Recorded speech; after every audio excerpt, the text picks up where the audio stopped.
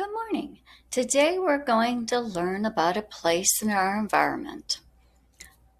I can learn about a garden, a place in our environment.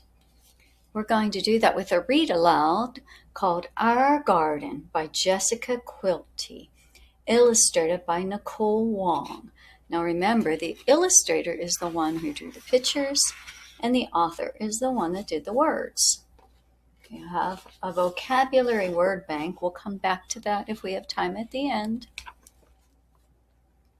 Every day on the way to school, we walked by an empty lot. The grass was overgrown and littered with things people had thrown away. There were pieces of wood, empty bottles, and cans and old tires all over the ground. Years ago, there had been a store there, but the store had closed and the building was torn down. Since then, no one had cared for the empty lot.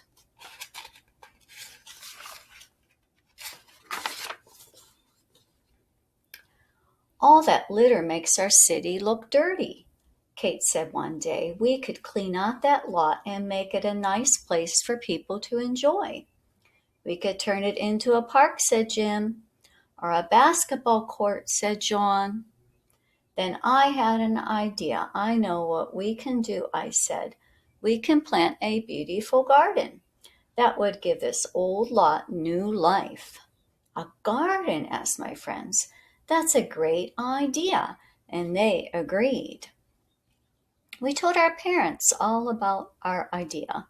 They were excited about our plan and wanted to help.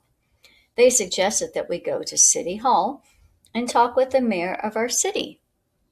He would know if we would be allowed to plant our garden on the empty lot. The next day after school, we all met with the mayor to discuss our plan. That's a wonderful idea, exclaimed Mayor Smith. Children, you may begin work on your garden as soon as you'd like, he told us excitedly.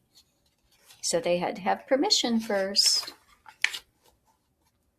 Soon summer vacation began. The weather was sunny and warm. We had plenty of free time, but we would not be lazy that summer. We were ready to begin our work at the old lot. On the first day, we looked all around the lot to decide what needed to be done. What a mess, everybody said. Don't worry, we can clean this up, I said. It was a big job, but we were ready to work together as partners to clean up the lot.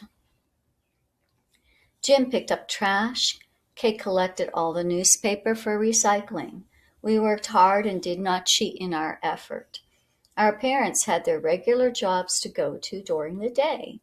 They didn't have much time to help us, but whenever they could, they came by to pick up the sharp glass from broken bottles. When Mayor Smith wasn't busy running the city, he came to help pull up weeds. This old lot is looking great, he exclaimed happily.